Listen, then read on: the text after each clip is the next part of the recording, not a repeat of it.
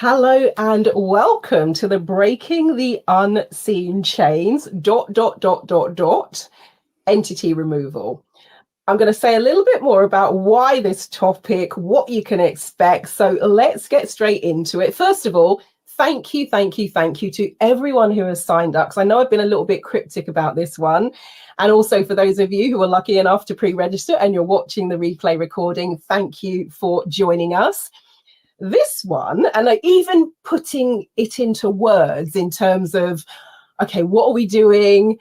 What is it all about? I was playing with the graphics and the images because I wasn't quite sure how to put the language to it.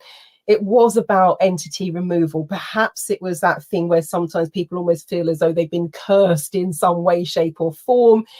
It was about removing dark energies, but just even finding the words and the images has been a fun one. But that's a little summary of some of the things that I came up with as we were playing around with this in terms of putting into words what our guest today, Kate, does. And you'll hear from Kate in a moment. So let me just say in a nutshell why this topic of conversation. I was noticing that something that kept coming up when I was speaking to people, and it would get to a point where they would almost put their hand over their mouth, or they can't believe they're saying, or they'd even say, I can't believe I'm actually saying this. But they would actually say, I feel as though I feel cursed in some way, as though they said that's the best way I can describe it. And I thought, I know exactly what they mean, because I had noticed a recurring pattern in my own life. And just to put it in a nutshell, I could bore you all day with some of these stories. But there were people who appeared that they did not want me to succeed. So they were happy for me to support them, but they would go out of their way. They would like bend over backwards not to offer any support. So I might, invite them to workshops, put them on my platform, invite them to come and speak, organize workshops for them, invite them as a speaker. I do all the work. They just show up and speak. And then when I'd say, put this in your newsletter, blah, they wouldn't do it. Well, let people know they wouldn't do it. And they would even have the front to take some of the things I taught them, scrub my name out and present it as their own. It was that level of crazy. So I've been aware of that pattern. Sometimes I would go, did I just imagine that? Did that really happen? And then I'd get people angrily pulling me to one side and going, what the hell's going on? I've just seen the way they're behaving. Or I'd be getting messages and emails and text messages. So I was like, okay, this isn't in my mind. I am not imagining this. This is really going on. And it's almost like the opposite to what I was doing. So I was like, this is weird. So I met someone called Beverly and did a session with Beverly. She does remote viewing. It's like very interesting. And Beverly then said, oh, Marilyn, she said, your energy is fantastic, really clear, really pure, amazing. I love the work you're doing. And I see these kind of dark energies around you as well, as though somebody's, cursed your energy or filled in some way. And I was like, and she said the word entities. Now, this is not necessarily in my belief set, because I've had people over the years ask if I do entity removals and hexes and black magic. I said, that's not my wheelhouse. That's not what I do. That's not my belief set. So I'm not the person to help you. Yes, I remove limiting beliefs and negative emotions, but that isn't me necessarily. So I then says to Beverly, I says, well, do you know anyone who removes entities and the sorts of things that you're talking about? And she said, well, not in the UK. And I immediately went, because I've been working with clients online since 2005. I said, it's fine. They don't need to be in the UK. They can be anywhere in the world as long as they're happy to work online. And she suggested Kate. So I booked an entity removal session with Kate, and it was wow. And that is the reason we are gathered here today. So before we get into that, because I'm going to give you an overview of the session and some of the edited highlights, and then I'll hand over to Kate and she can explain in her own words who she is, what she does. Mm-hmm. If you have questions, if you have queries, I can see some of you. Hello, good afternoon. Hi, everyone. Aloha, good evening. Super happy to be here. And somebody says entity removal is something I've been dealing with for the last 3 years. And yes, I was a non-believer. Mm-hmm. So that's the public chat. So whatever name, because I've set it up so that you can come in and change your name when you log in. So you can be anonymous and call yourself Mickey Mouse if you want. But what you can see in the public chat, people can see who you are. They can see what you've said. if you look next to it, so you've got chat and then you've got Q&A. If you click on the Q&A, you can toggle between the two. That means what you say only comes to me. No one else can see it. So I'll just summarize what you said, but I wouldn't say your name. So you've got the public chat, you've got the private chat. So yes, please feel free to interact. If you have questions or queries, put them in there. We will cycle back. And what I'm also going to do is I'm going to go to the questions in the order in which the first 10 people booked on the, because I did a pre-launch in my e-newsletter a month or so ago. So the order in which you booked is the order in which I'll do the questions, because I know what it's like.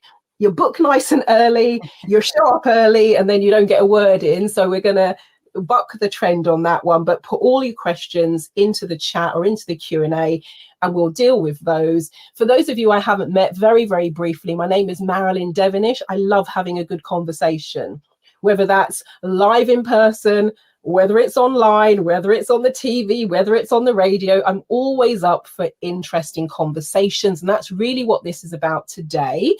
In terms of what I do, and I'm not just conversing, I'm a coach and therapist, so trainer in NLP, hypnosis, timeline therapy. I'm also a certified photo reading instructor and a soul plan reader. And I teach soul plans for people who want to learn it as a modality so they can offer it to their clients. And I'm trained in about 20 different modalities. So access consciousness, EFT, DNA, theta healing, FLP, future life progression, past life regression, tarot, archetypal profiling, you name it. There's probably some in there somewhere. And I'm also kind of a corporate trainer, project manager, and media commentator in terms of doing live TV, radio, magazines. And I design and deliver corporate workshops. So think leadership development, anything that sits under the banner of that, communication skills, presentation skills, project management, leadership, working with stakeholders, you name it, it's all in there as well.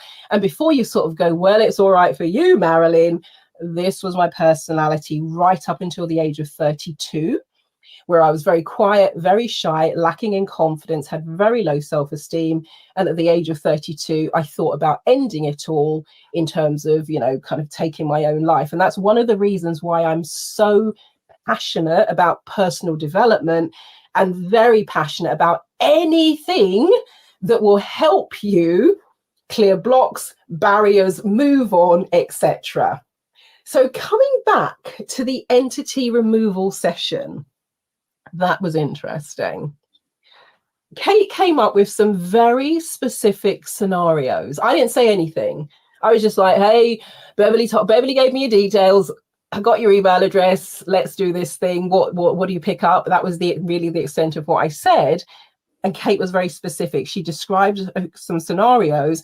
I knew immediately exactly what she was talking about and who she was talking about.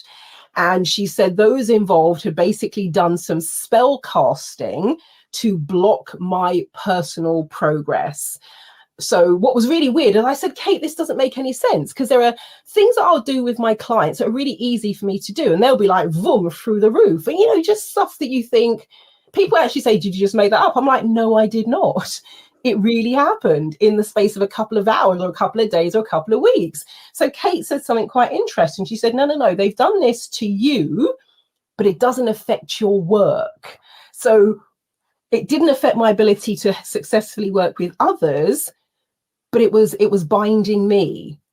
And then that blew my mind, because I've never said, you go and listen to any of the HUNA webinars, workshops, trainings that I've done. I have never, ever, and probably never will say the names of my HUNA guides, because they are, that you are initiated into them, but they're your private guide. So I would say the Avaiku, the HUNA guides. I never say the name. And Kate named one of my HUNA guides, because that was the guide who came through and was giving the message and was sharing some of the messages and insights. So I was like, what in the name? This is just insane. It was just like, get out of here. And one of the reasons why I think this is so important, if there are things, we use the term, well, in the personal development world, the term manifestation a lot, goal setting, all the rest of it. And the feeling was, when I was speaking to people, that no matter what they did, no matter what they had tried, it would fall at the last hurdle, or it will be sabotaged in some way, or it felt as though everything was right on paper, but it just wasn't happening. It just wasn't moving. So for me, this was intriguing, because I'm like, oh, actually, and it's almost like you get so far, but you couldn't get any further. Now, one of the things I'm going to say with regards to this is one of the things I always say on all of my workshops, and I use this on corporate workshops. It's a think not that all wisdom is in your school. This is not going to be the be all and end all of attachments, entities, energies today. We're going to do a whistle stop tour. I might think this is the best thing since sliced bread. Kate will think that too, because her work is amazing. It's not the be all and end all. This is our perspective, and I'm sharing with you what I've experienced, and Kate will tell you how she works. And there'll be things that we do not have time to talk about today, because we're on kind of a whistle stop tour of this whole wonderful, beautiful scenario. So with all of that said, I am now going to stop talking, and I am going to hand you over to Kate. So Kate, hello, welcome, and thank you for joining us. Thank you, Marilyn, and thank you for having me here to be able to talk about this. There's so much to say, and I just appreciate the opportunity. So often it's in my head how it's developed for me and what I've developed, that I just kind of take it for granted. There's a lot of information to share. Let's just say that. Absolutely. So I guess my first question, because I was trying to put into words what you do, and even the word entity clearing, I know is like that has a bit of an impact on people in terms of, oh, that's quite scary. So first of all, if you were putting into words what you do, how do you describe your work? I would say I'm an energy healer and an intuitive. And what I do for my work, my specialty is removing entities, attachments, anything that is impeding someone from being able to complete their divine mission. And that's why a lot of these spells and the magic that people do to us, and that's real. There's cultures that practice that. Every month they're doing something because they want to get ahead. And when we run into those people and we're not aware, we can have one of those. It looks like it looks like somebody would take a branding iron, is what a hex or a curse looks like, and put it in our energy field. And depending where it's placed in your energy field, that will determine what action it takes on you or what it impedes. Wow. Do you remember when mine was placed? Yeah, yours were at the let me say this. I'm just going to show a couple visuals of how I see the energy field, and then that will be easier for me to talk about this. So and people may be familiar with, we have 7 chakras in our body. I mean, we have a million different energy points. Well, we've got 7 main chakras. I'm just going to show you. You'll be familiar with those. Wonderful. Each of those in the body help to run some of our physical systems in our physical body, as well as help us to manifest our work in the world. Okay. But I use a 12 chakra system because we actually have chakras that are off of our head as well. I just did a brief drawing here, if you can just see. So there's 7 in, 5 up, making 12 chakras. Each of these chakras creates a field of energy around our body. So the first chakra, which is down here, occupies the first layer entirely around our body. Then the second chakra creates an energy field around the first. Then the third goes around that. So all the way until you have 12 layers of energy. And then the outside of the 12th looks like the shape of an egg, and it's golden, and it's typically it's very protective of our physical health and our ability to do what we came to do in the world. So what happens is, let me show you.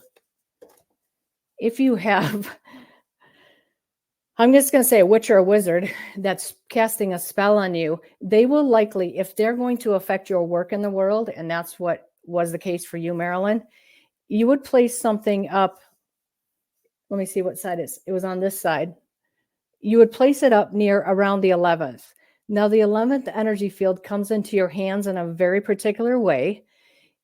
The way that it comes in allows you to manifest things in physical reality, abundance, work, opportunities, networking with others in a global way, through service. And that's what yours was interfering to. So everything else would be functional in your life, except that. And that was the intention of the spell. Wow, that is absolutely amazing. Well, it was amazing. It was astounding. And when you described the scenarios, I knew exactly who you were talking about. And I remember exactly when I had the interactions with them. Both times, your interactions were very negative. One of them was very nice to my face, but was doing things to sabotage me. Behind my back and trying to, not give me information when I needed it. And then within a public setting, try and call me out that all that sort of silly stuff. But it was just absolutely fascinating. Now, I'm fascinated to know, Kate, how on earth did you get into this line of work? Is there an entity training school? How did this all come about? Okay, that's cute. Let's see. I'll try to say enough, but not too much. You know what I'm saying, to be too long. Basically it came out of necessity, the training to work with energy. And it came as a result of my own need to be healed. I had sustained a very serious head injury. And so much so that I had to learn how to read, learn how to socialize and all that. At the point that I was seeing a neuropsychologist every week, she said, Kate, sometimes when people's lives are shut down, because it shut down everything. I was no longer able to do the work I was doing. And I was doing work at the Pentagon. I was working for IBM as a managing consultant for technology projects. So I would go between the Air Force base and the Pentagon. And that's when I had my head injury. So I could no longer think in the same way. And my body really needed repair. I was having migraines, and just things I couldn't solve with the body. So my neuropsychologist, who was very in tune, said, I think you should go to a body worker who specializes in energy medicine. And so that's what I did. And what was amazing was she helped me to integrate all the layers. As you see, we have many layers, right? We've got a spiritual layer, a physical layer, emotional, mental. She helped me to reintegrate that and to make sense of my life. At the same time, she also found really interesting energy phenomenon around me. So one of these things was, at one point she said, Kate, she goes, just keep relaxing, because, and I worked with her in person, although you can work with somebody at a distance and it works just as well. She said, I'm removing what looks like a lightning bolt from your head. It's a lightning bolt that's broken in two. So I'm going to remove the first part and then the second part. Well, I had relief from a migraine pain that would hit me in the occipital area. When she did that, I could literally feel that. And I said, that's fascinating. You said a lightning bolt? And she said, yeah. The interesting thing about the lightning bolt, and that what I didn't tell her, and I actually hadn't told anybody, is I had a near-death experience when I was in the automobile accident. It was a head-on accident. What happened was, at one point, there was a man who would look like a being that looked like Zeus. And before I went back into my body, because he says, it's not your time yet, you need to go back, he threw a lightning bolt at my head as I was coming back into the body.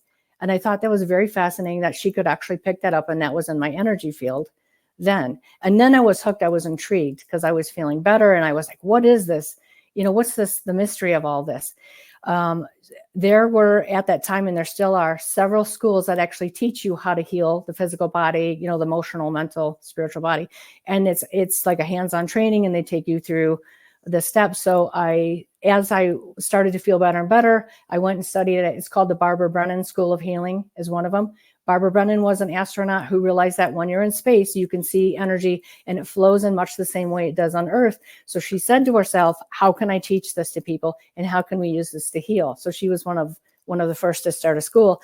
Then there was another lovely woman who I learned really advanced things like psychic surgeries, removing things that shouldn't be in, removing the entities and that stuff. Her name is Cindy Dale. She has a training school too. She's a lovely person, and really is just amazing at what she knows and how she explains it. So I studied with them.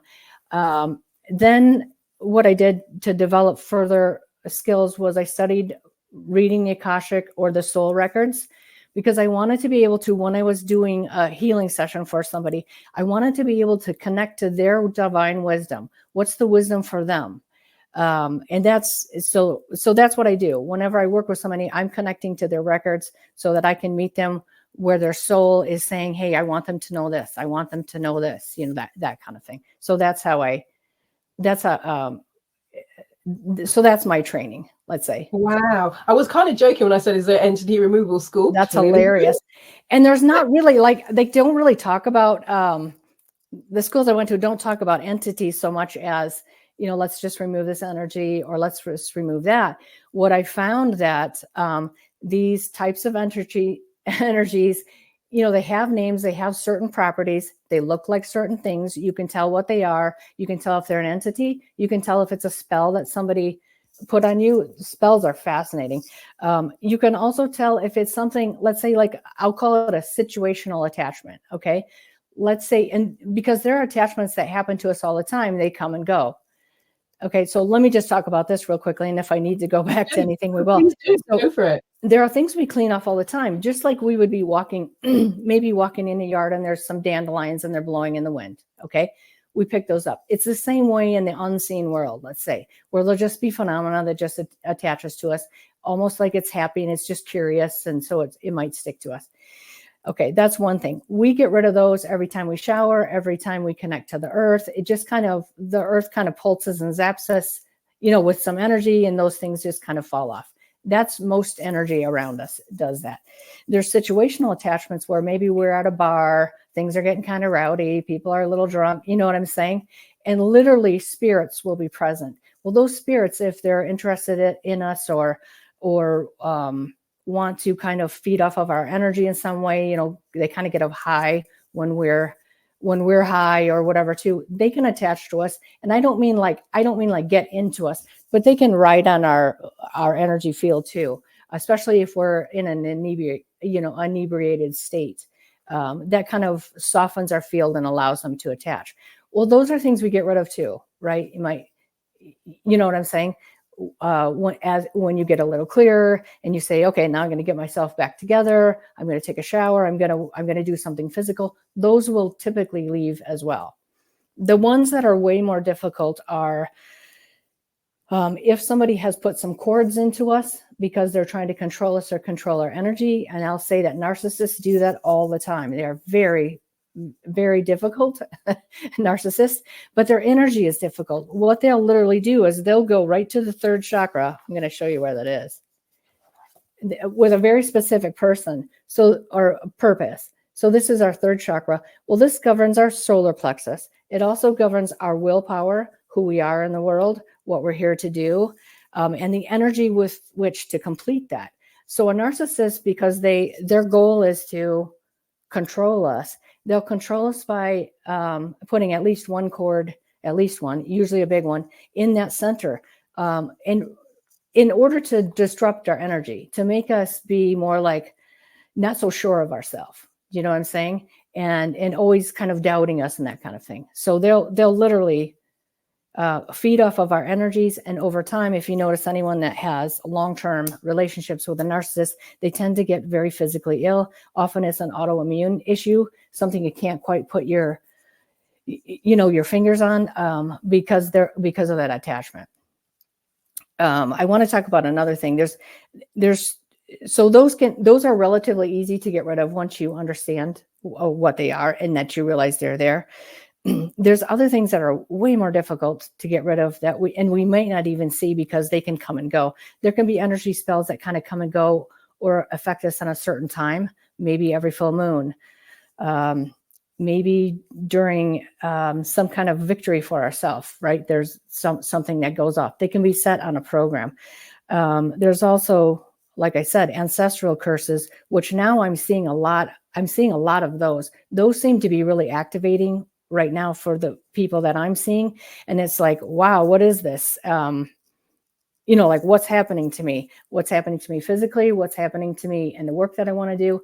And then what's happening to me because I feel like I'm here for a very, strong purpose and really creative purpose. And I can't quite make that happen.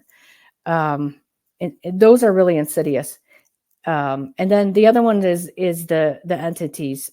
I'll just talk about those briefly. Those aren't very common. Those are not common at all. Spells, energy spells are much more common, but entities would be like attached to us, would be something that another person has done to us, usually through trauma, usually when we're a child, or when we're younger, and we might not understand like what is happening to us, or have the ability to say no to it. But that's done with somebody's intent of, I'm going to attach an entity to you because I either want to control you, or I want you to do the work that you're supposed to do, that I think you're supposed to do in the world. And I can clarify that if you have any questions. The other thing is that a lot of magicians will make agreements with what we call jinn. Jinns are actually what genies are.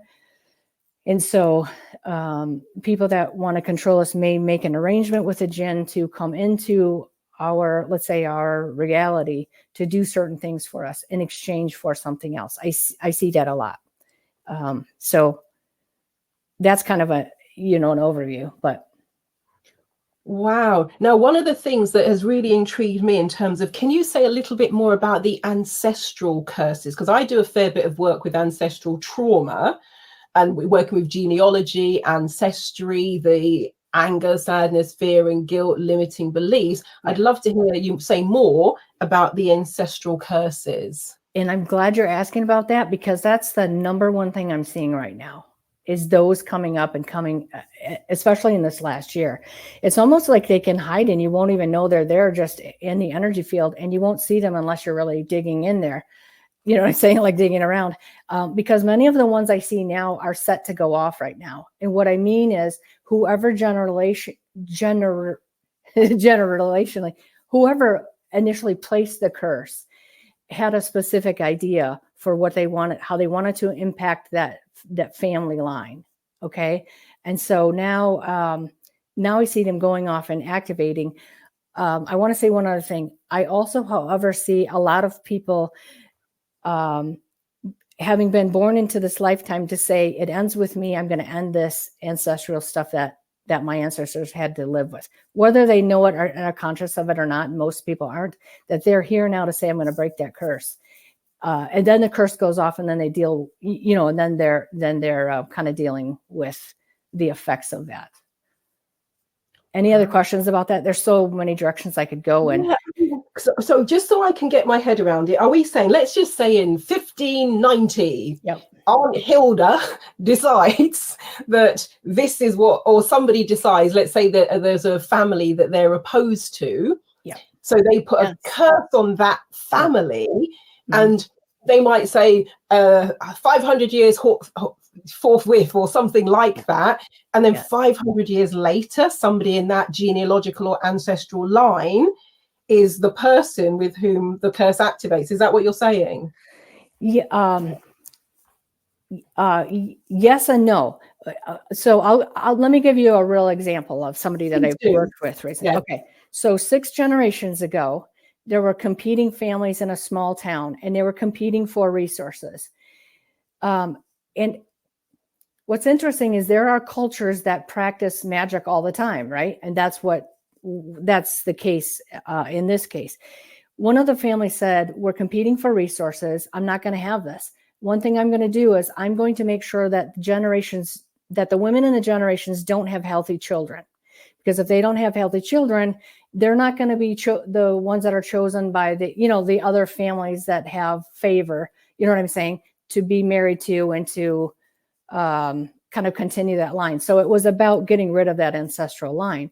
What happens is when the curse went off now, it made the person very, very ill. Just tons of like black sludge in her body, very sick. She ended up with an autoimmune, issue, and issues that you can't really even just put your finger on what's going on physically.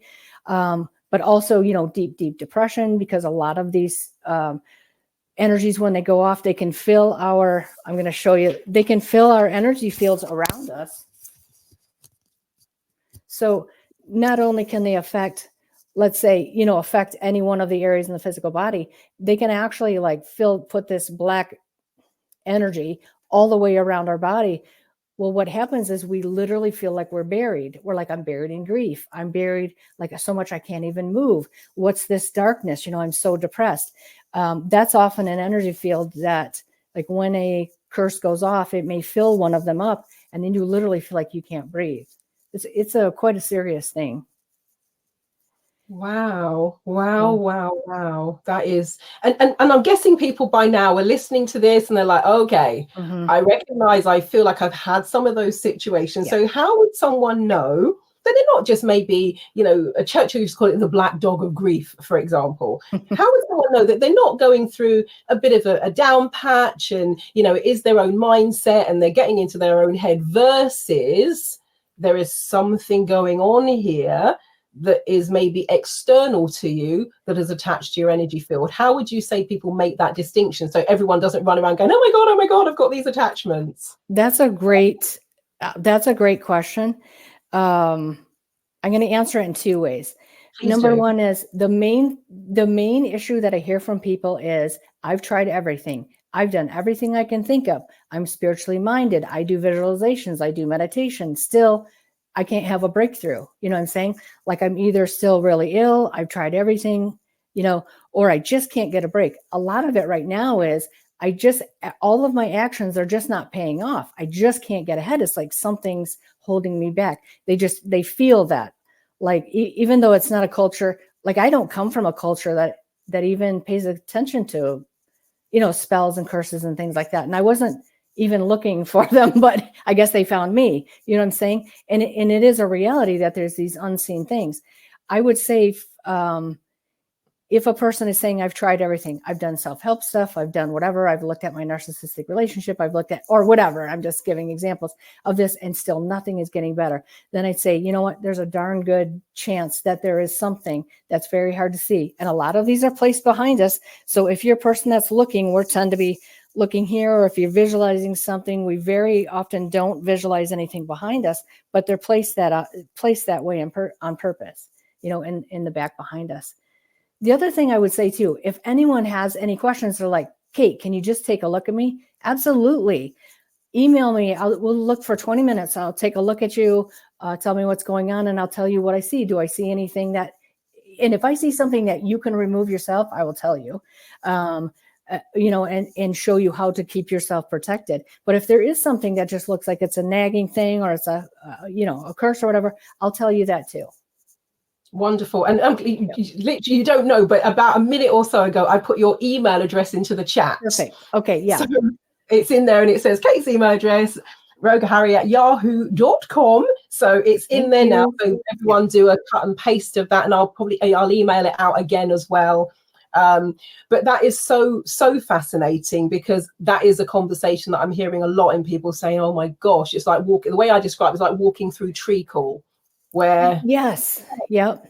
Interestingly, Marilyn, when I'm in the records, and when I'm talking to like Mother Earth, or I'm talking to the records or the consciousness of the divine, it's saying now's the time. This stuff was coming up very heavily in 2025 to be cleared. Now's the time we're clearing everything on this planet, right? All this really dark energy. So it's not surprising. And I'm seeing more and more and complicated things, and people are interested, you know, in it, and saying, you know, maybe there is something, because we're being kind of tipped off by the energies around us too, to say there is something, you know, and if there is something, get rid of it, because we need to go forward with all of us, you know, hand in hand, bringing our light to the world, bringing our good ideas, our new ideas to the world. We need to be able to do the work that we came here to do.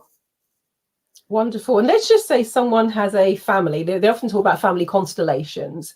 Yeah. So you've got the person who is getting more conscious that it stops here, it ends now. Yeah. When they clear it for themselves, does it have that, I like to call it the ripple effect, where work on something, it ripples throughout that person's energy field, and then it can actually impact other people in their ancestral and genealogical line? Does shifting this and removing this energy, does that also have a similar effect for, let's say, people in their family, even though those people in their family haven't done the clearing work? Does that make sense? Yes. What it does is it shifts the energy for the family, however they're being bonded and whatever the issue is, but it may not affect their relationship to the people themselves and the family, because the people themselves have formed a lot of ideas about who this person is. The person who said it's a most challenging role. The person that says it ends with me, they're usually the scapegoat of the family. Okay. And they're the one that has these beautiful magical abilities, but they're the ones that people are saying, you're crazy. I'm not the narcissist. You're the narcissist. You know what I'm saying? And all of this kind of stuff. So they've taken, oh my gosh, they've just taken punches after punch after punch, and their family may choose never to be on board with who they are and never see them. But the thing is, they are still liberating the family. So that, that's what I see. I see it as being really impactful for future generations, because they don't have the same type of, let's see, their own programming about who this person is. So they'll come at it with a clean slate. I hope I answered that. Absolutely. No, absolutely. Okay.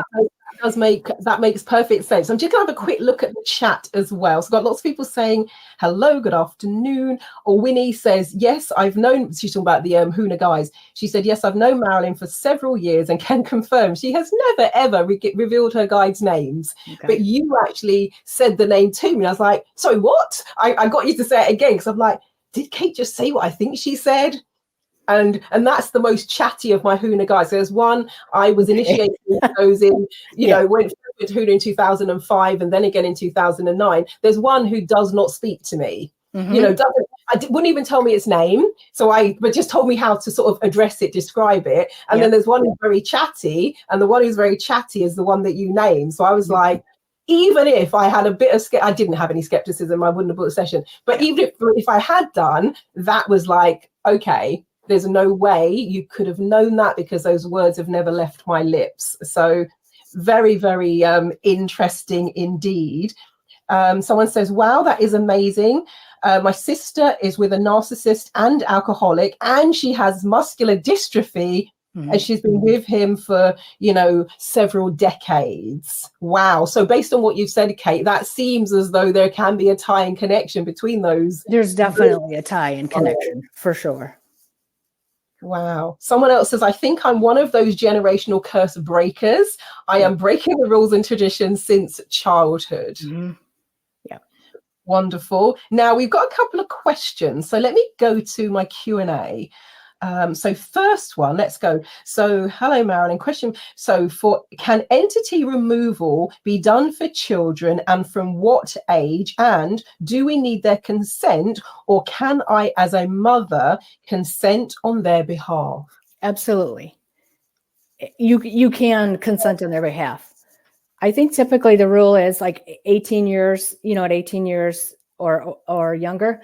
But I'm telling you, as a mother, when a mother ever comes to me and the child's older, I will always petition or do what I consider a petition the courts of heaven to have something removed on behalf of the child, of that mother. And it's never been denied.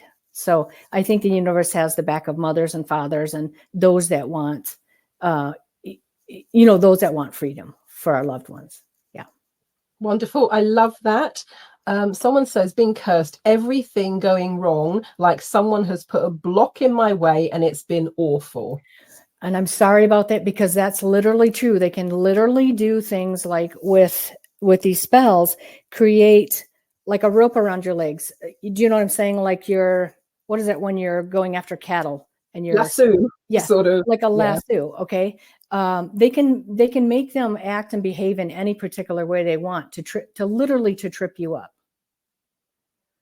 Or literally to put roadblocks, like I've seen like an invisible, it'd be like putting up an invisible fence so somebody can't get through. You kind of stay in your area. Spells will do that too. Wow. Oh, now we have, I love the way they put this, is there a sell-by date on a curse in terms of what happens if it isn't cleared, assuming the majority of them don't? Does it reset or something? Oh my gosh, that's a great question. I haven't come across that, but I'm going to write that down and I'm going to look as I do my work. I love that. What I've seen is some of them have a sell by date, but what a great question. Will it just go on? Or, you know what I mean? What's the nature of it? Thank you for that question. Wonderful, wonderful. Now then, all right. So someone else says, I have something, something attached to my leg, and I think it's genealogical. Can that be cleared? Yeah. Tell me their name. Okay, here we go. Hold on. So 1 second. Where am I looking? Chat. So what I'm going to do, Kate, I said at the beginning, we've got chat, Q&A, polls, handouts. If you're looking where the chat is, if you click on chat, you're going to see something that says presenters. Okay. So just in case they don't want their name set out on the webinar, I'm going to send you their name in the presenters chat. Does that make sense? Yeah, that's perfect. I can already see when I got in. Yes, it can be. Now you should see what I've just sent you. Yeah. Yes, and please, contact me and let's talk for 20 minutes. I'll tell you what it is, what we would do to remove it. Okay. Definitely. Perfect, Mundo. Perfect.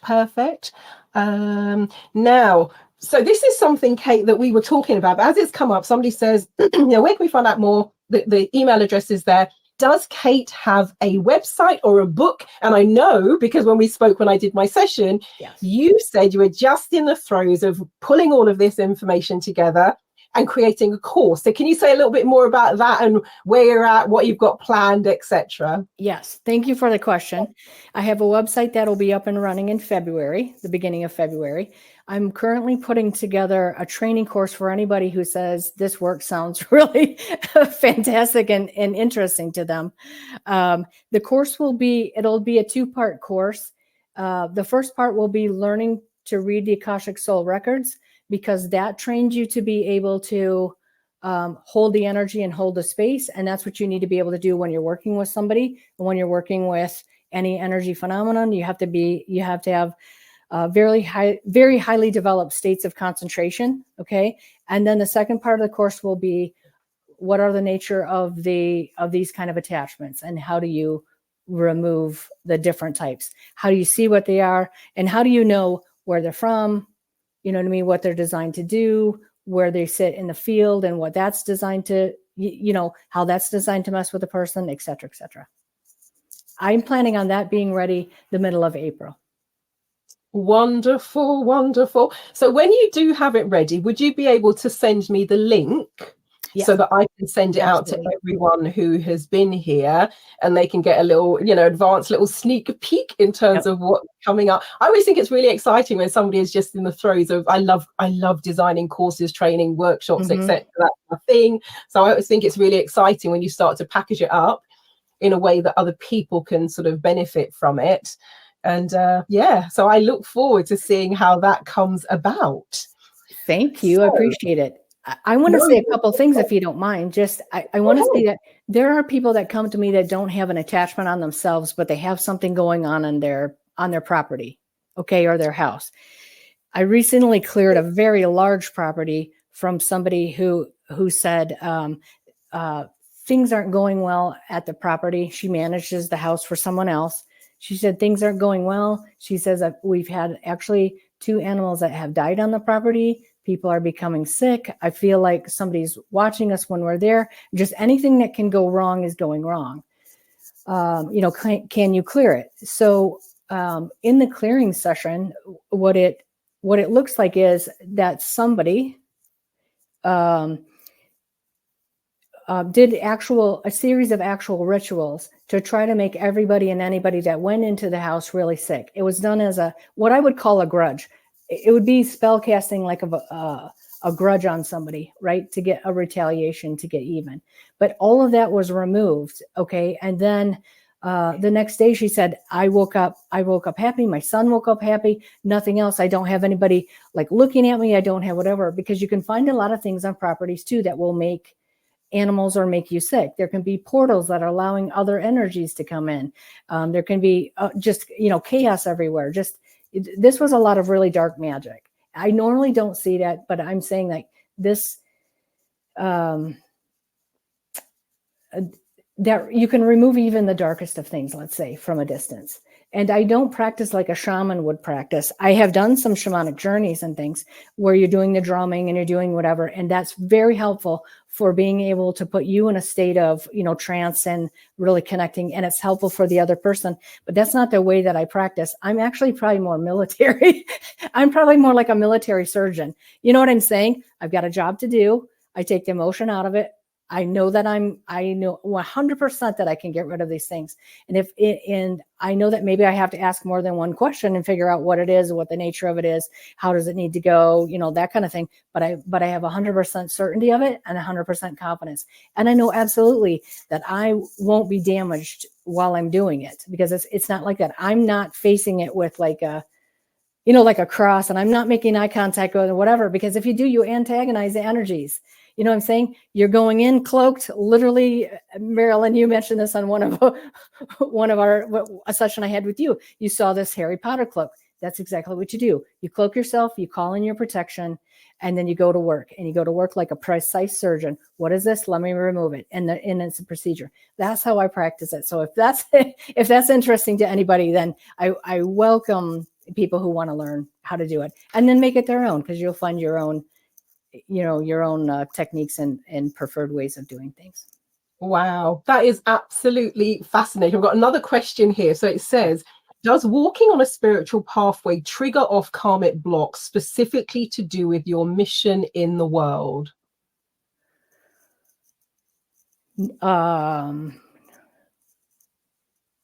I'm going to say yes, because of the way that this world is set up. Because there's light and there's dark. And there's literally also, if it's not light and dark, there are people who are practicing witches, whether we know they are or not, or warlocks, practicing spells, I'll just say that, who want to get ahead. And the only way that they know how to get ahead is to do general curses or general energy interference for anyone else who is a light worker, or, you know what I'm saying, or a spiritually inclined person, for the good people, to make things not turn out the way that they need, the way that they want them to turn out. And then there's also specific. So I would say yes. I would say there's a lot of spells in general for spiritual workers to have to deal with. I hope I answered that. If I didn't, please ask me, to clarify. Wonderful. Thank you so much. Someone else saying, that's great. Can't wait. Any other resources Kate would talk about to improve in terms of learning how to protect ourselves or look for issues within our own energy fields? Yeah, I would like to, before we end, I'd like to do guided meditation. I want to do 3 different parts, and I'll just talk to you about how to look for yourself and see how to remove the ones that are kind of the situational attachments, how to see what else is there.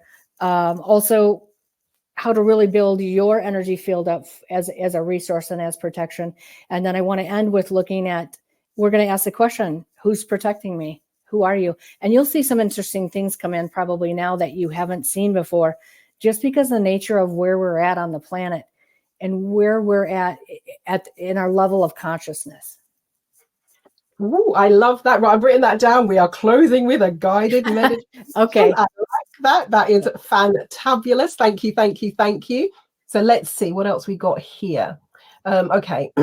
So certain issues have not shifted over many, many years, with lots of healing, personal development, etc., poor health, lack of money, the not enough energy, many traumas, including long-term sexual abuse, family lines on some of these. So multiple possibilities. Where to start to get a hook on these? I love that question. And I'll tell you that what you're experiencing can be resolved. And I'll tell you why. The only other thing I probably haven't talked about energy wise is what trauma, sexual trauma, early trauma, in utero trauma, whatever, repeated trauma does to our energy field. It is literally the same as cursing a person. Okay. If you're telling somebody something, you're beating them, you're abusing them, however it is, that action is a curse and an energy, almost like an energy seal that goes into your layers of your body, usually comes in for that kind of thing, the lower chakras, you'd have a tendency to have mysterious illnesses, be, not be very, at some point, be quite ill. I would think that, at least that's what I've seen. But those can be removed too. What happens over time is trauma becomes, like, let's say, like things we say to ourselves or somebody says to us over and over and over and over, it hardens. It literally, the energy of what we say becomes a hard object. And abuse does it too. It hardens so much so that it becomes like scar tissue, and we don't function as well.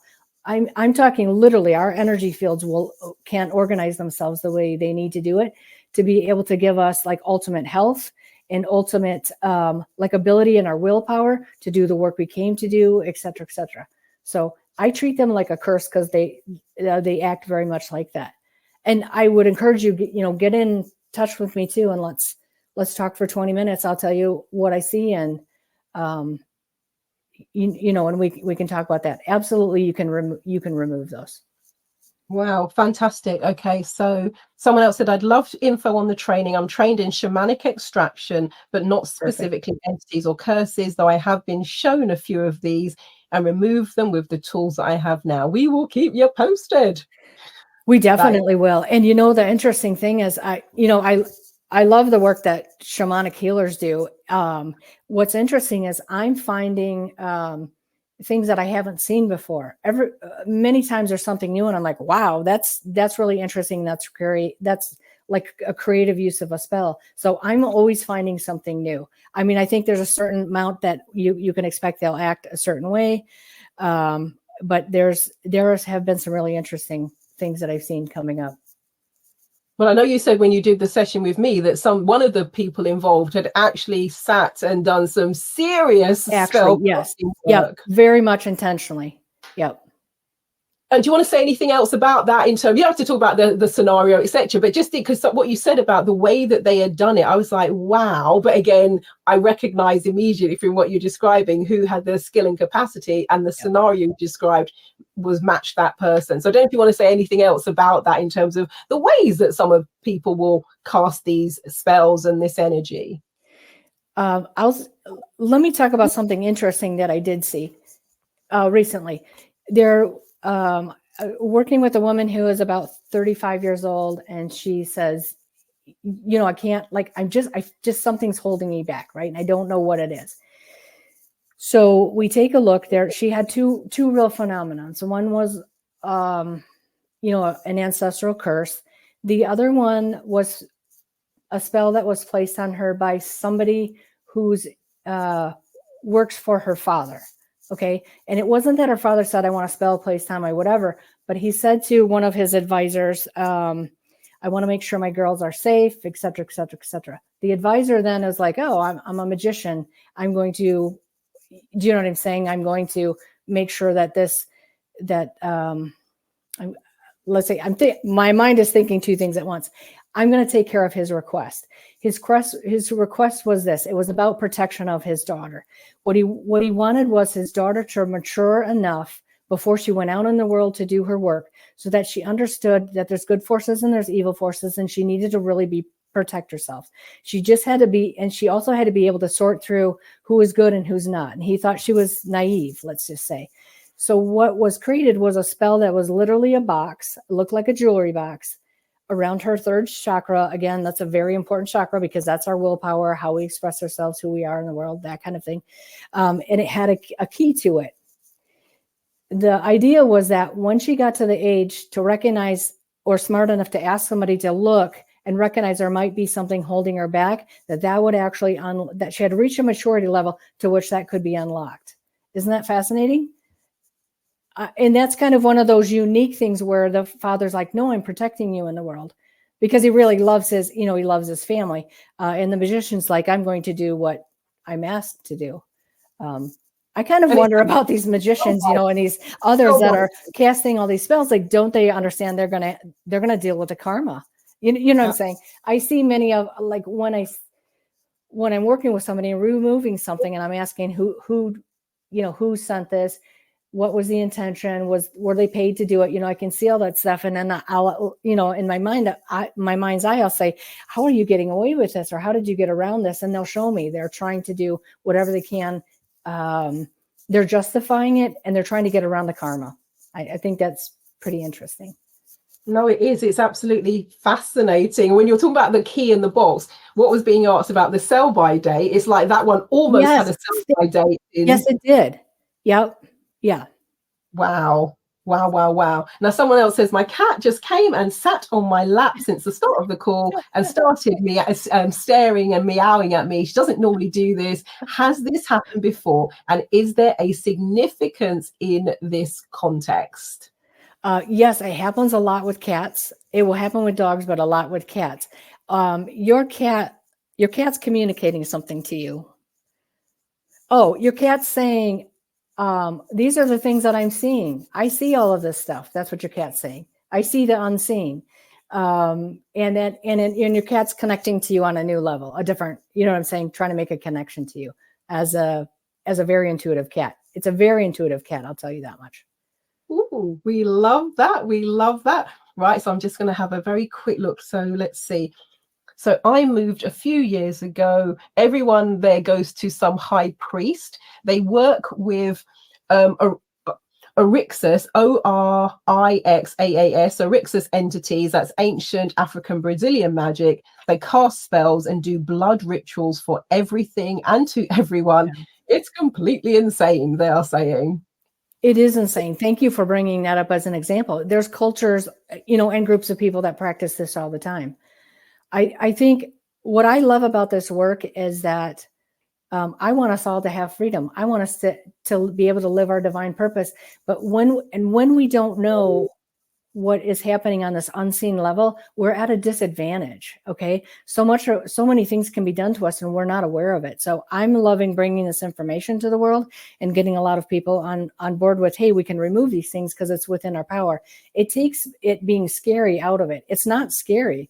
When you're facing a demon or whatever, I'm like, you got to go. You know what I mean? You absolutely got to go. You're violating our free will. You know what I'm saying? So for me, I love it. It's like, let's go, let's do this. And I want to train other people to have that same kind of a sound, practical nature to it. Because it doesn't have to be scary.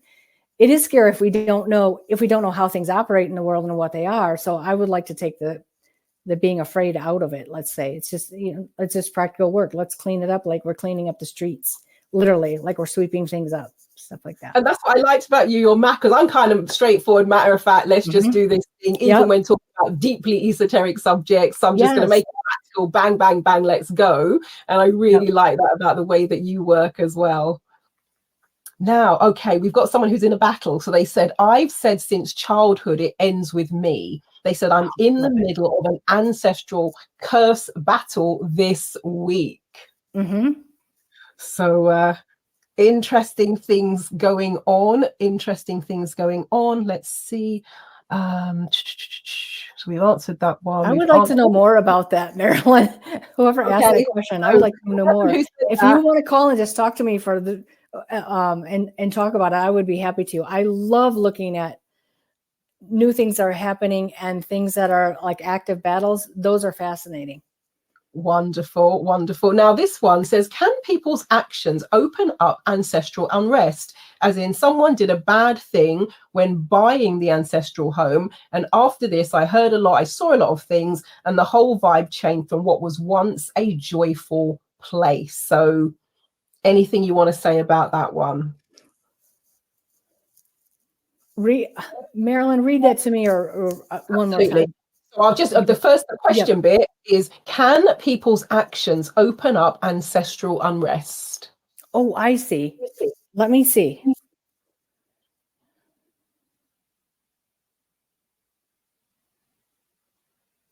Yes, and in the sense that the ancestral unrest is an unfinished ancestral, I'm not going to, karma or an ancestral pattern. Like a pattern, and a pattern that would be associated with trauma, abuse, exploitation in some way. Yeah, that's how I see that attached and how that opened. That's fascinating.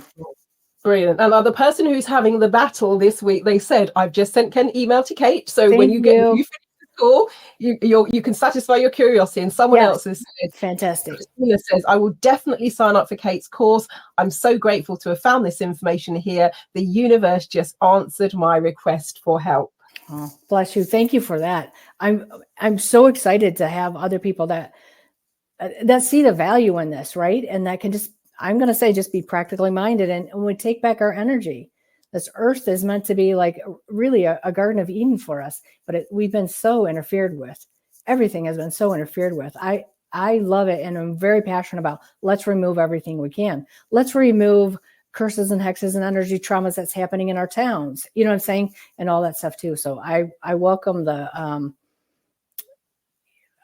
brigade. You know what I mean? I welcome having a team for sure. Absolutely. I mean, what can I say? I'm not kidding you. I've been doing what I've been doing now since October 2000. So 24 plus years at this point. Yeah. When people come in, I invite them in to do a webinar, a teleseminar, attend a workshop, people always say, Marilyn, your clients are so lovely.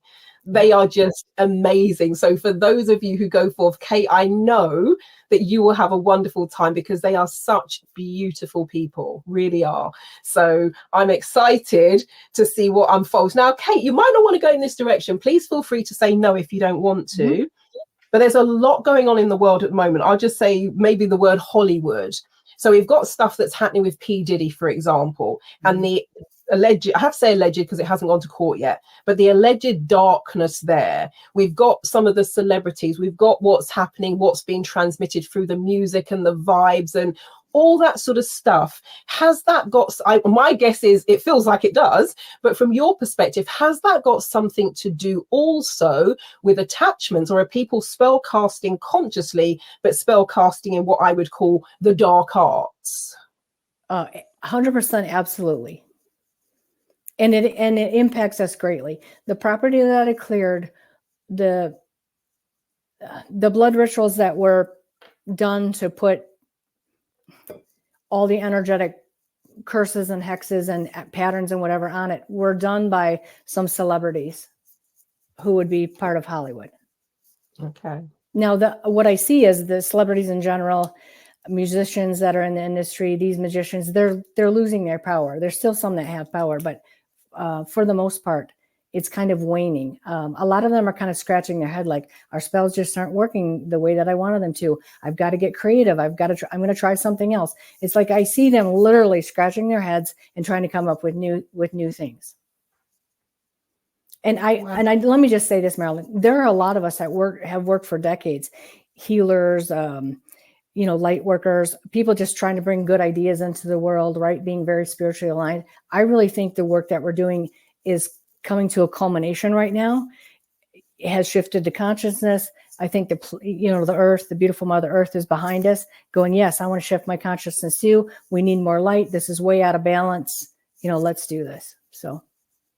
No, wonderful. Thank you so much. We're going to have 2 or 3 more questions, and then we are going to get to the process that you have talked about. Okay. So someone says they have family members who work with jinn. It's been part of my family lineage. Is there something attached to us or me? And can we clear that too? I would definitely say take that offer of a 20-minute session. Definitely. Yeah, that would be an interesting thing to look at because there's a lot going on with you. Many different jinn. So we'll talk about what the reason is for those.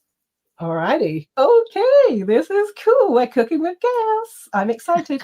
Right. So, all right. So, hang on. There's another. Sometimes the questions pop up in a different part of my screen. Yeah. So, sent a few more questions via Q&A.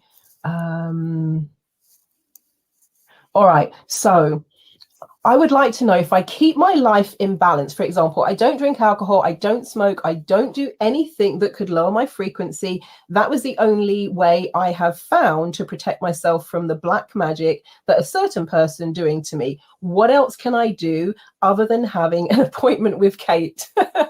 That's a sweet question. I'm going to take you through some visualizations and give you some suggestions for other things you can do, because you do have protection. We all do, from a number of either ancestors, a Christ consciousness, let's say, our own personal beings. Sometimes they're what we think of as a mythological being, but those are real creatures like dragons and things like that. We're going to look and ask, who are my protectors? You can ask them too. Protect me. It really works to ask them every day when you get up in the morning. Hey, protect me from this. Keep me healthy. And not just healthy, but help me to continue to ward off like the curses and the dark magic and all that stuff. You're very well protected, however you're doing it, though. I can see that for sure. That is fabulous. Okay, so I think we're just about there with the questions. So thank you to those of you here who were live, who put your questions in. That is absolutely amazing. So Kate, I'm now going to hand over to you to take us through whatever process you want to take us through in closing as we draw this fascinating conversation to a close. Okay, here's what I'm going to have everybody do. I'm just going to have you sit comfortably. I like to put my feet on the floor. You don't have to. That just helps me to ground.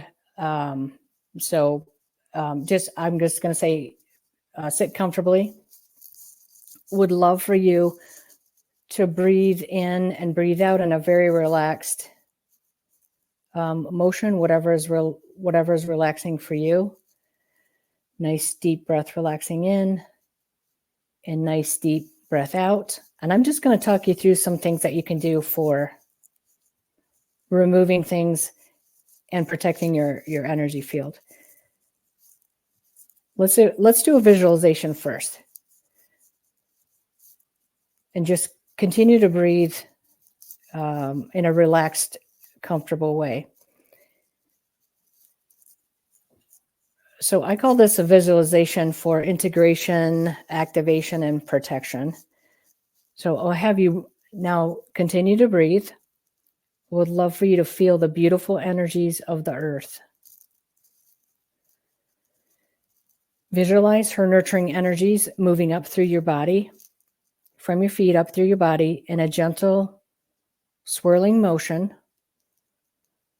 and flowing up and around your spinal column. And just take a moment to feel that.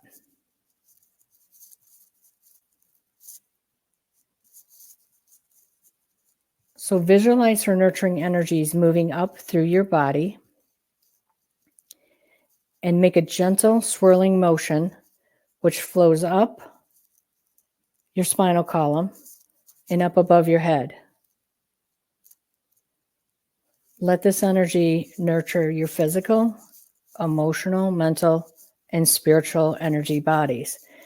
And the earth loves us. We're biologically compatible with her because she wants us to be. She's our great mother. She's a great protector. She's always available in every healing that I do. She's the first to show up, in fact. And when we need power from her, even power for our physical bodies, she doesn't just share her power. She'll give us all of her power. That's how much she loves us. Now ask the physical systems in your body, such as the digestive, circulatory, and the immune system, and the others, to work optimally and to work in synchronicity with each other.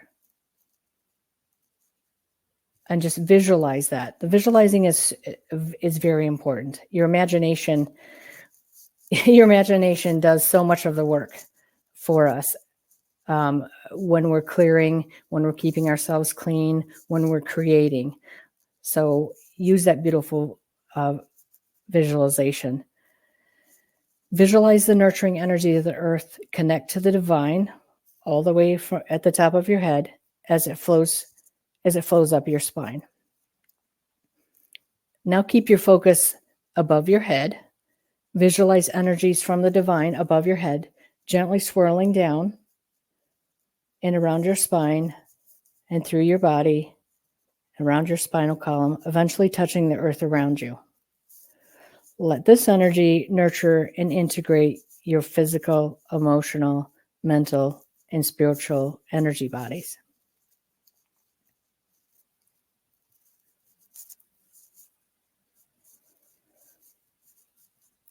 Visualize these two columns of light, one coming up from the earth and one coming down from the divine, integrating and energizing each and every part of you. Each system, each gland, each organ, each energy field, all 12 chakras, all 12 layers.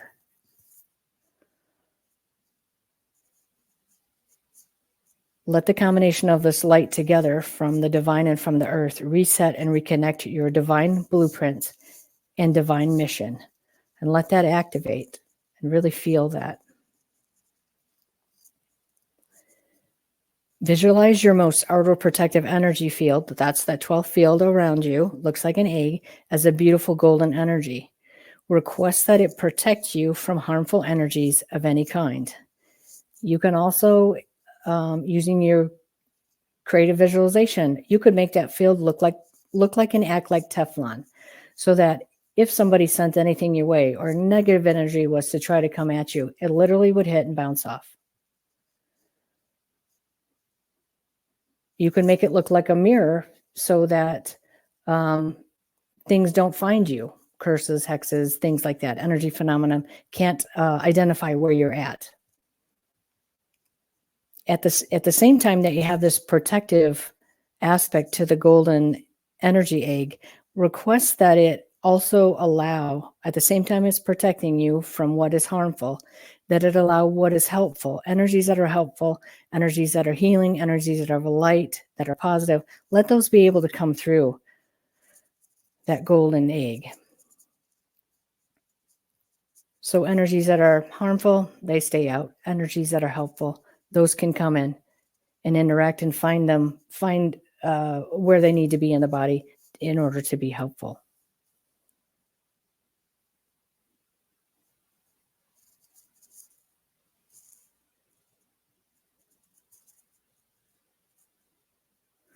While we're holding this space, it's a good time to ask, who's protecting me? Always with every energy session that I do, I see the earth show up first. I always see a version of Christ or the Christ consciousness or the Christos come to as the ultimate healer to remove even the darkest of beings or attachments. And then I see a whole range of other beings that are here for us. So I'd like you in your mind to ask, who's here for me? Who's here to protect me? Who's here to heal me? Many times it'll be a loved one that's passed over. It will be ancestors. It could be animals, the beautiful souls and spirits of animals. It could look like beings that you would think that were extraterrestrial beings. It could be, a lion, the lion race, the Lyrans, that kind of thing. And if those show up, then that's a confirmation that you're being connected to your galactic history. We all start life somewhere else. Most of us start life somewhere else, especially those of you on this call. We've had many, many, many lives and many other galaxies, and we've come here in this human experience to help collectively use the experience and the wisdom that we have to make some beautiful changes on the planet at this time. So I just invite you to ask, who's here with me? Could be, like I said, a mythical being, a dragon, a mermaid, a unicorn. I've seen those things. They're very helpful. So just ask that for you and see what pops up. See who comes in. And like I said, a good way of working with these is to ask them to continue, like thank them for protecting you every day. Thank you for healing me. Thank you for protecting me. Thank you for, helping me to network in the world. However you feel that they help you, acknowledge that and then ask them to continue with that help.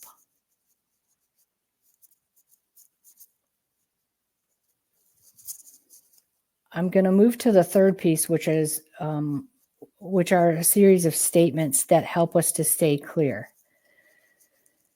You can make these statements your own. You can use your own words if you prefer, or add things. But here's a good start.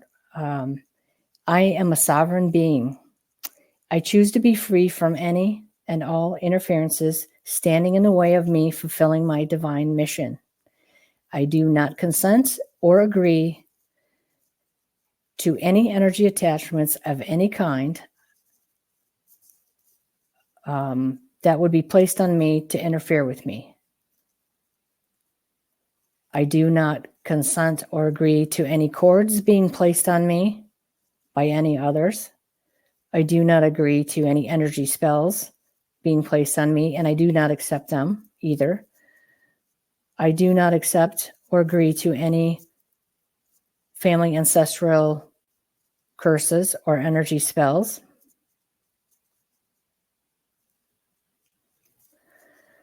I ask the Christ consciousness, the Christos, or the Christ energy to remove these and to assist me in removing these and removing any other energy phenomenon that are affecting me in a negative way or harming my family. And I ask that they be disposed of permanently. I thank the earth for her beautiful energy and for giving me life and for giving me protection and for being one of my biggest cheerleaders. I thank the Christ energy for the same, and I thank my protective beings and my healing beings. I thank them for looking out over me and helping me. And so be it.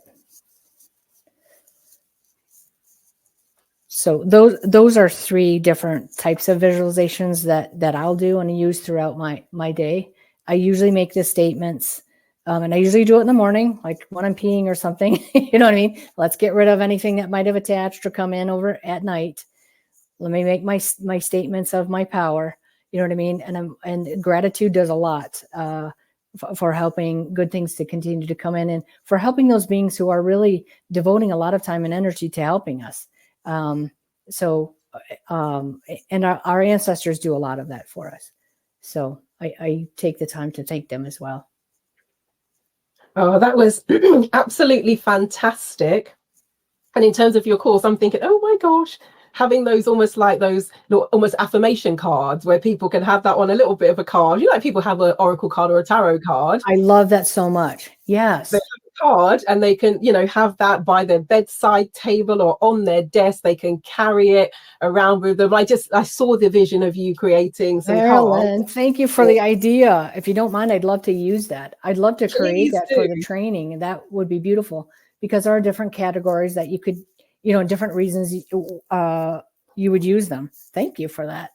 Absolutely. And I also kind of was thinking just little standalone recording so that, Yes. 5 doesn't have to be long, 60 seconds, 90 seconds, 5 minutes. And those little bits could be standalone MP3 audio recordings or videos, whatever, with some visualizations, throw a few dragons in for good measure.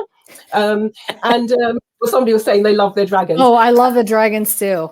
Yeah. Oh my gosh. Yes. So those little things, just click in, listen to it, gives you a little pick me up. You either have you take us through, or you look at the card and you do it. I think that could be really fabulous. Yeah. Wonderful. So people are saying, I absolutely love my dragons. Thank you so much. Dave says, thank you, Kate and Marilyn. Awesome. Christina says, wow, this was so beautiful. I had tears in my eyes. I love Mother Earth and feel so connected to her. The wonderful, beautiful Winnie says, very powerful meditations. Thank you, Kate. And people are saying they're going to be sending you their emails. So that is amazing. Please do. I welcome any and all conversations that have to do with this and to take a look at anything related to you. And I love, Marilyn, I love your energy. I always have. But I love your group's energy. They're very... there's an intelligent, clean energy to them. I mean, those aren't quite the right words, but those are the first words that come. There's integrity. There's a high level of consciousness here. There's a real desire to lead with the heart, in practical and in spiritual ways. And I really admire that. So I admire you, Marilyn, for that. And I admire your group for that. It's very high energy. And I do welcome you calling me because I would love to meet with all of you. Oh, that is absolutely amazing. So Kate, is there anything else that maybe I haven't asked you about, that I haven't touched on, that having been in this wonderful collective energy that comes to mind that you would like to share before we close? I want to say there's one other area that I haven't talked about, and I would like to just talk about that briefly, just in case anyone is affected by that. Anytime, go for it. Yep. There are many people that call and say, Kate, I just can't get a handle on my health. I'm just really sick. I have this autoimmune something weird and we can't quite do it. Or I have a colitis type of thing and it's not really colitis. It might be Crohn's, but whatever it is, we can't get to it. Or, we suspect it's something like maybe I might have a mold related illness, or it might be Lyme, or it might be whatever. We can't figure it out. We've done all kinds of testing.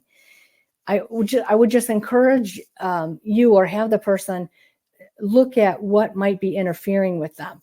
I went through experiencing Lyme and a deep autoimmune issue after my head injury, and it took a very long time for the healing to occur. What helped with the healing was me finding, when I was looking at my energy, that there was a being that looked like the mix between a spider and a tick, literally sucking my energy out. And I've dealt with many people that have had this phenomena where they just can't get a handle, like their body just can't get enough energy to, to start regenerating again. When those things are removed, makes all the difference in the world. And then removing the toxins, because these beings leave toxins too. They can they'll say, for the first time, I woke up and I wasn't depressed. For the first time, I feel like I can get out of bed and I'm going to make my own self a cup of tea. You know what I mean? Like I can get going again. Because these are just one other thing that can keep us down, and we don't know, if we don't know that they're part of the process. I'm going to say, with illnesses, there's certain types of these energy sucking vampire type beings that will come to take advantage. So it's always worth a look. And if you're like, hey, Kate, my mom's really sick and she can't get it, whatever, ring me up or email me and let's take a look at it. Those are usually quite easy to remove. But knowing they're there can make and removing them can really help somebody to start healing. Kate, that you're not, well, you will believe this. I say that a lot, and like, you're not going to believe this. People go, Marilyn, with you, we totally would. This Christmas, I took several weeks off, Christmas and New Year, and I said I need to rest, relax, and regenerate. Those were my words. And then I ran, because I don't know if I'll be able to hold it. Oh, actually, it's because I'm not running a program at the moment. I was doing some frequency healing using a rifle frequency generator. So I did ran some programs for Lyme, for parasites, and also for mold. And so running the frequencies for that. And then with a group of my people from my list, we've just finished an 11-day detox, which goes through the whole body from head to toe, covers mercury, Lyme, all of those sorts of things. So what you're saying is so spot on in terms of intuitively, it was like, I think we need to do this and we need to do this now. So I love that you've just said that. That was amazing. And I love that you mentioned the Rife machine, because I have the same machine and I periodically do that same 11-day detox, and it cleans everything just as a strategy for staying healthy now. Absolutely. Perfect. And just Winnie says, thank you, Marilyn and Kate. Marilyn, you have done it again. A woo-woo webinar that is greatly needed at this time of shifting energy in the world. We are all connected, and our actions, consciousness or unconscious, sends a ripple effect. Bless you both for the service, the work that you do. And Dave says, well said, Winnie. I totally agree with everything you've just mentioned. Couldn't have said it any better. So thank you all. Kate, it has been an absolute pleasure both to meet you, to connect with you. I've only known you, I think I did my session it was very close to Christmas or just after, whenever it was. So it hasn't been very long in real time, but it was absolutely amazing. I didn't tell you also that, because you'd said something in the next couple of weeks was going to happen when I asked you to do a bit of a tune-in. So I had an organization that I absolutely love to work with. They want me to go and do something in the States for them. So that's going to be coming up very soon, which is lovely. Someone else, another organization that I love, who does all the block therapy stuff, they said, Marilyn, we want to interview you, because I did that stuff sorting out the osteoarthritis in my shoulder, and it just was completely gone in 8 weeks. So that's going to come up in February. So yeah, I'm going to watch this space and see what else unfolds in terms of some of the things that you had said. But just thank you, Kate. And as soon as your workshop is ready, wherever this video is posted, I will put a link to that workshop as well. And I'll also make sure that the people who were here get a link to that so they can take you up on your wonderful offer. I will let you have the last word in however you want to close us out today. I want to thank all of you for being here. It's just being held in your energies feels so loving and supportive. There's such a high level of consciousness and healing and intention for the world. And I'm really honored. Thank you, Marilyn, for letting me talk about, for the first time, really talk about my work and how it's developed and what I know. And I look forward to working with you and look forward to working with many of you in the future. So thank you for your time. Appreciate I'm really laughing because some of my clients here know it's like, do not mention near me that you're thinking of doing a workshop. We're like, right, when are we doing an interview? What are we, and let's get this show on the road, because I don't like hanging about. When people have got brilliant information, let's get that thing out into the world. Let the world know about it. So I'm going to say it's another case of divine timing. Thank you so much, Kate. Thank you. Appreciate it. Wonderful. Well, and thank you all, for those of you who are here live, for your incredible questions, the feedback, the comments, lots of food for thought there. And, hello and thank you to those we're speaking to in the future. So yeah, thank you. My name's Marilyn Devonish, the NeuroSuccess coach from TranceFormationstm.com. If you can think of someone it will be really good for me to have a conversation with, proviso is you have worked with them before, and preferably I've worked with them as well, because I don't want to bring anyone to my clients that I haven't fully vetted, but let me know, because it's always wonderful to have these great conversations. So thank you all, and wishing you a wonderful rest of your morning, afternoon or evening, wherever you are in the world and beyond. Thank you. And we'll stop